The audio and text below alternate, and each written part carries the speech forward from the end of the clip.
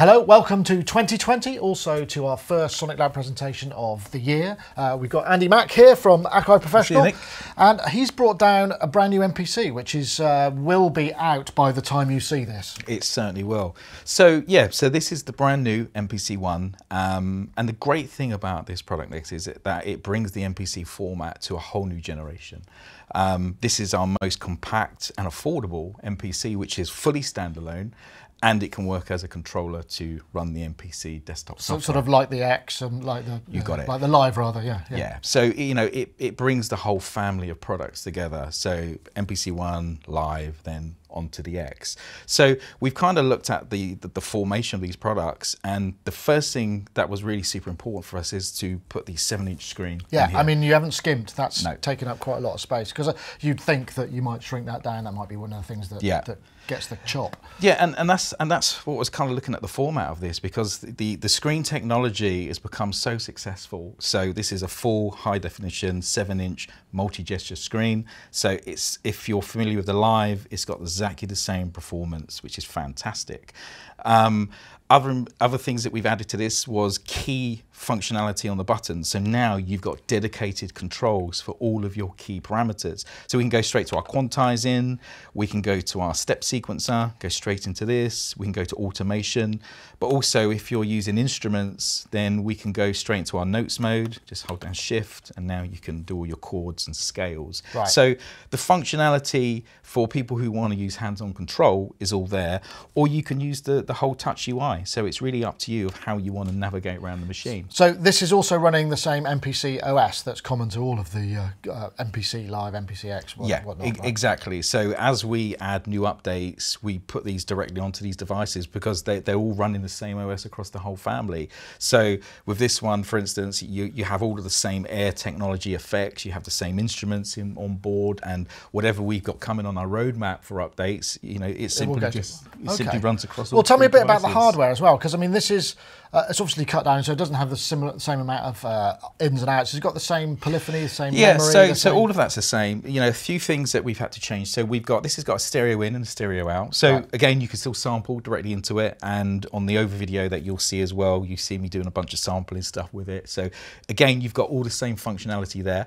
One of the key things that we've added, which is super cool, is you've now got up to 8 CV gate outputs on the back. So if you have a look round, you'll see that you can, again, there's a lot of guys who are using modular rigs now. So this now becomes like... Well, that was originally only on the X, wasn't it? Because you skipped the Live, so now we got that on the entry level. Yeah, so entry level, so anyone who's investing in like modular equipment, they can now, and especially the whole world of like doorless producers is becoming a real cult kind of thing now. It's super cool.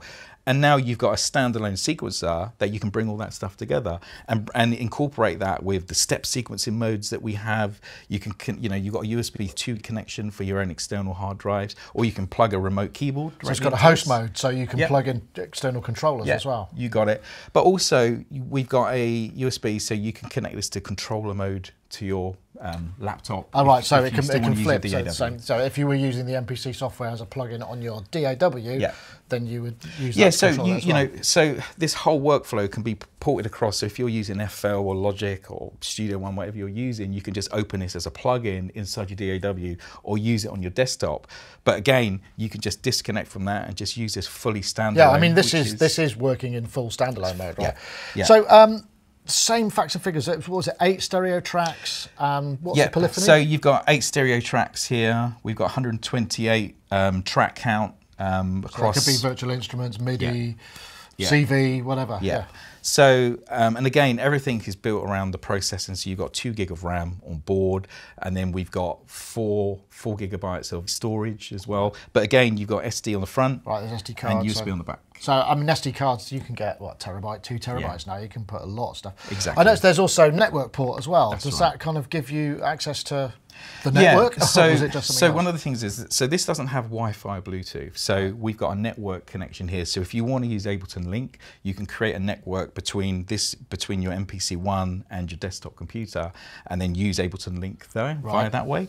Or we can go to our browser and we can use Splice, and we can create a network, and then we can synchronize our desktop splice library directly into your MPC. Will that work to the internet as well? If I plug that into my router, does that connect directly to Splice, or is it just it basically connects directly to your Splice account, and then it synchronizes your desktop library that you've downloaded, and you can route it to your SD card or onto the internal drive. So you can, that's interesting. But obviously on the live, we do that via Wi-Fi. So with this, I mean, what we're seeing with this, it's kind of a similar concept. The standalone thing, I mean, we've got 8 audio tracks, so we could run we could run stems or whatever will fit in memory. So you can actually you can run the show if you need to. Yeah, you know, we've seen a phenomenal amount of artists who are running MPC Live, MPC X and Force, using all of these different protocols in their live sets because of the freedom of having standalone technology. And that's the beauty about, you can choose if you want to take this to a gig, you want to use it in your studio, and at some point, if you do want to connect stuff to your DAW,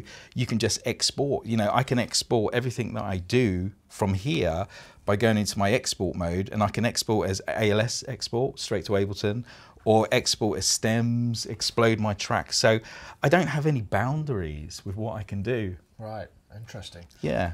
So D2A is native. How does it sound then? You've got all the, like you say, you've got all the air stuff. You've got you've got a project up there you can show us. Yeah, I've got a bunch of stuff. So you know, let's go through some of the workflows, because again, you know, MPC One is really kind of aimed at the new producer, beat makers, people who are kind of on an entry level that are looking to kind of really push the boundaries of what they can do as a producer, even up to professionals, electronic producers who, again, want the CV route. Hook that up to your modular. That's kind of...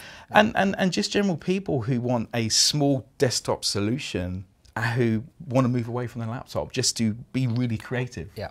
You know, so first thing I've got here is the internal library.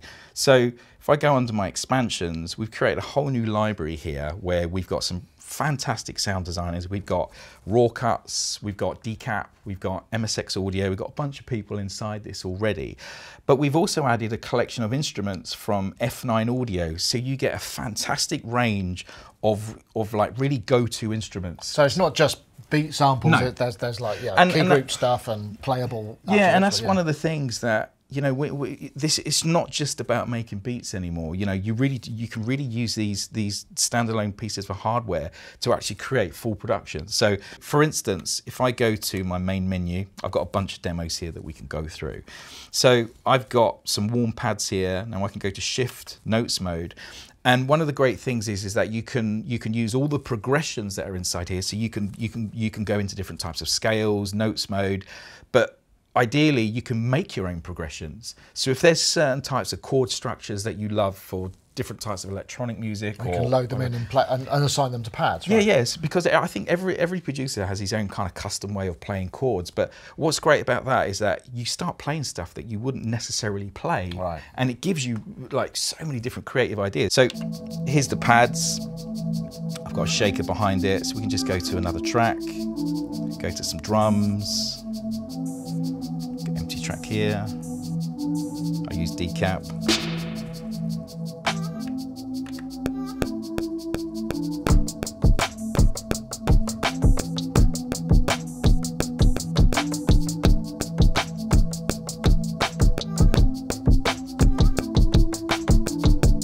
No repeat.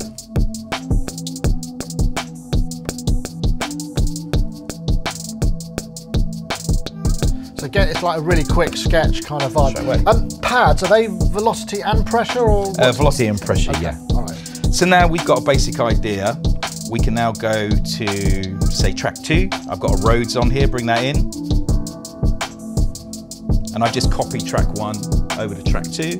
But a different sound, right? Yeah. Okay. We can go in, view all of our notes, straight in there, and then you can go into we can go into our track mutes.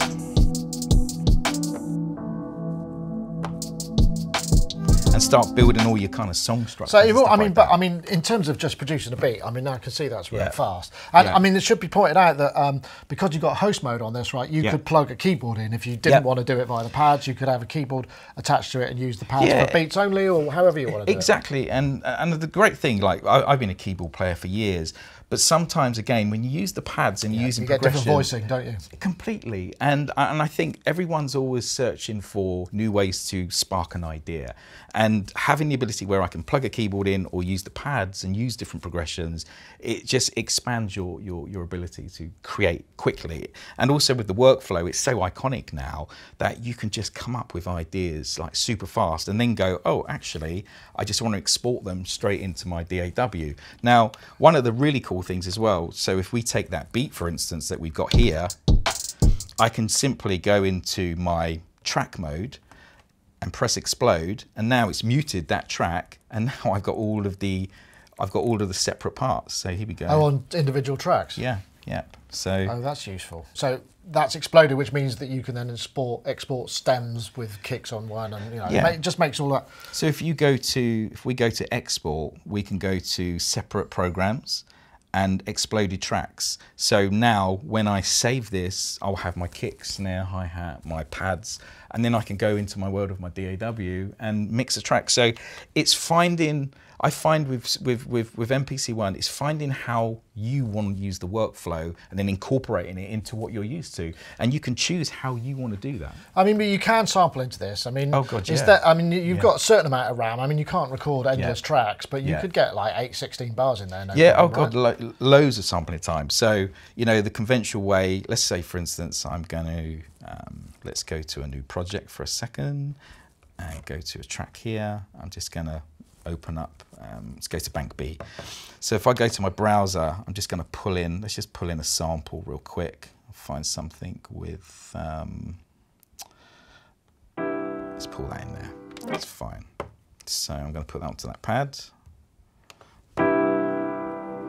So if we just sampled this straight in, I can now go to my sample edit, okay, and then same sort of cool stuff. And then we've got start and endpoints. We can go down to small increments as we edit, and then if we go into chop mode, we can now start doing everything by regions. Right. So you get that same. I'm guessing you probably get asked this a lot, but I mean, is there any plans for direct to disc or streaming to disc? Certainly. Okay. Yes. Right, because that means that you can run. Yeah. You can just go. Yeah.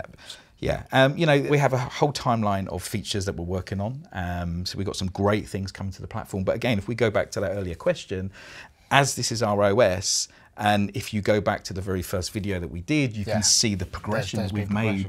And you've got like a team of guys working on this stuff, guys and girls probably. Yeah, certainly. Has it still got the same, because I remember there was a thing about, you had the emulation of the old school MPC on the outputs and stuff. Has it got all of that business? Yeah, so if we go to, let's go to a raw hip hop. So this is some of the content from raw cuts that we've got inside here.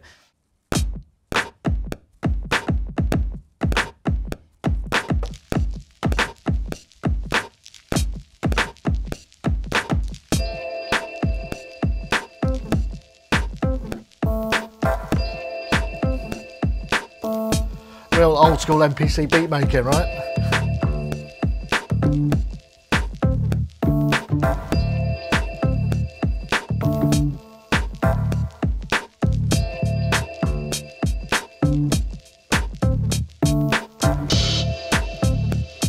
Then we can go back in and just add some swing to the whole groove.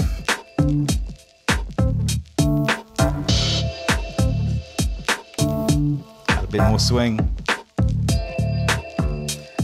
Nice. So what we can do now is go into our program. So you can add individual plugins per pad, or we can add them per program, or you can add them per track or across the master. Right. So, and for me, that's super powerful, because also if you wanted to stack up some effects onto a pad and layer the sounds as well. So for instance, I could go into my program edit, go to my samples, and you can see I've got multiple layers, right? So we could go in and say, okay, I just want to add another layer to that, or even, which is super cool, is add a hat to that, grunge it down.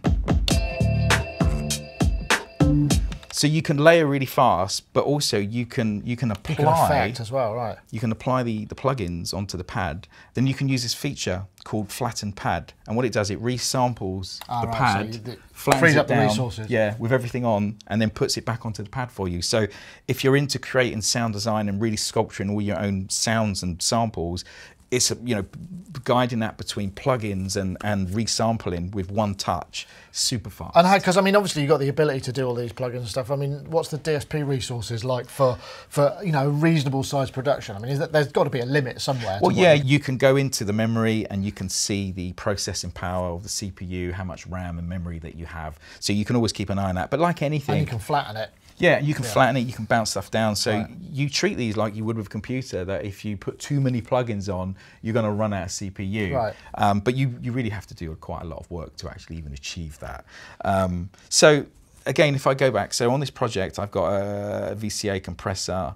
And then if I go into my categories now, so we could go in, we could go to EQ, I could put on a filter gate, open up, and I've got the whole UI now. So everything has its own UI. Oh, that's changed, hasn't it? You've got a bit more kind of we had a very old school graphical now it's got a bit text. more of a look and feel to it. Right. Yeah, so now you use Q links, everything's mapped. We jump through here with our controls, which is super useful. So we can come back in out of here for our inserts. We can erase that. We could say, let's go to vintage effects. And then you'll see. All right. My original question was, you can apply that kind of. So you put a even 60 more on there. It's got a bit of a smile that now, isn't it? Grungy. Go to the SP1200.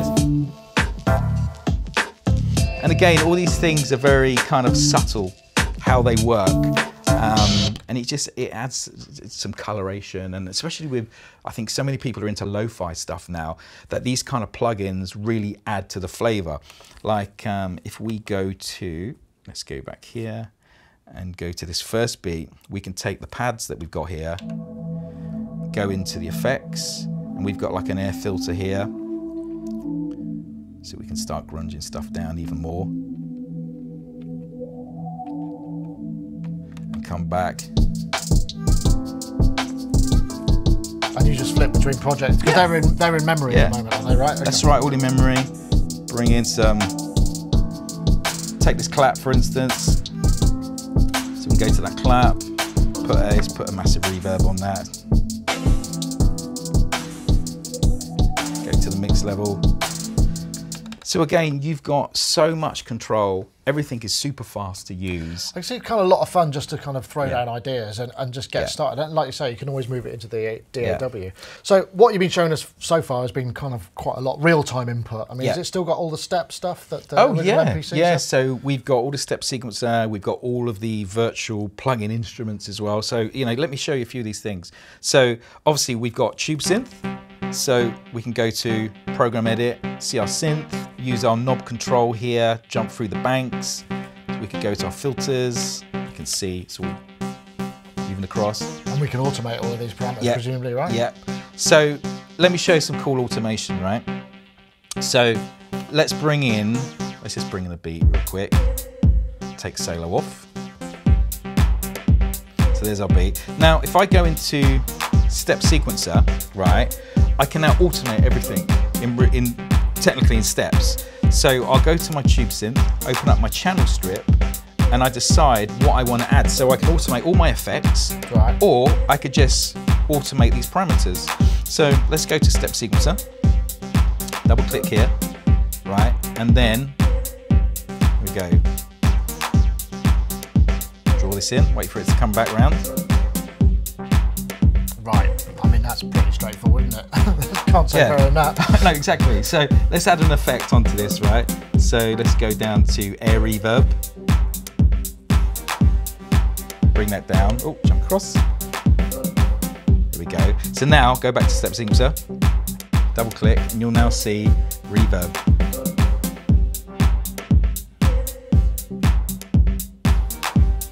So easy peasy. I mean, with the CV and gate stuff, I mean, this is looking like, you know, quite a nice little marriage for that technology as well, right? Oh God, yeah, absolutely. So why don't we connect some CV modular equipment? I think we should have a bit of fun. At this point, back in a minute.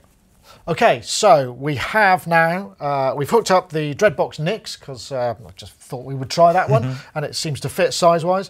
What we've got is the CV, we're using the CV out 1 and 2, I believe, or 1 and 2, yeah, that's right, to drive the gate and the overall CV of this. There's no MIDI involved in this, but one thing that's worth mentioning is these actually have a little stereo output, so if we had an adapter, we would just be using one. So we could have up to 4 dedicated units of CV or gate, or we could run another CV into modulator parameter. There's quite a lot we can do with this, right? Yeah, absolutely. So what we're going to do is drive some MIDI from here, and we'll incorporate this with step sequencer, some of the chord modes and everything, and kind of create a bit of a jam. Okay, well let's get, I mean this is running at the moment, so that's right. Yeah, let's do a quick one, and then because we've got to save some for the outro as well. Yeah, certainly. So we've got the notes here on the screen, which are coming out of CV gate, which are playing on the Nix. And we got some, you did some beats as well. Yep, so we'll bring some beats in. We can also go to our audio input, because this is coming out of the Nix, going directly into the audio input. Yeah, you got it. So go to some reverb. So that's the internal. I've got some as well. Yours is bigger. Yeah. So we can add effects to an external input as well. Yep. But then, so you could add another track of kind of internal instruments to this. Yeah, then I can use the touch screen, all the XY effects as well for live. Okay. Then we can add some chords.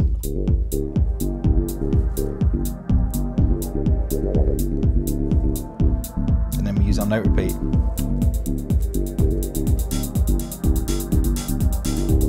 And we're off. Yeah. And of course we could record, we could sample some of this directly in, we can kind of, you know, so we're already making a beat there. Right, before we get lost in music, we should probably do a bit of housekeeping. So this is going to be available kind of pretty much as we see this video. When's it coming out? This is available from January this month. All right, so like literally on the boat, or on the truck on the way to the stores. So how much is it going to be? Because this is the sort of lower end of the MPC kind of family, right? Yep. So entry level, like I said, it's running the same OS as MPC Live, MPC X. Entry level 639. Right, okay. You know, so that's standalone and controller. So it's a huge amount for your money coming into this kind of technology at that kind of price point. And we also get the ability, as we said, we can plug a MIDI controller in host mode into this, so I could be playing a keyboard and playing other tracks. I mean, there's quite a lot of possibilities here, so it could be the hub of a kind of doorless live or a doorless jam scenario. It is, you know, exactly. So, you know, anyone who's starting off their journey, want to get into beat production, live performance, you know, they want to move away from the DAW and have a lot of hands-on control with the inputs, outputs, CV gate, MIDI, USB.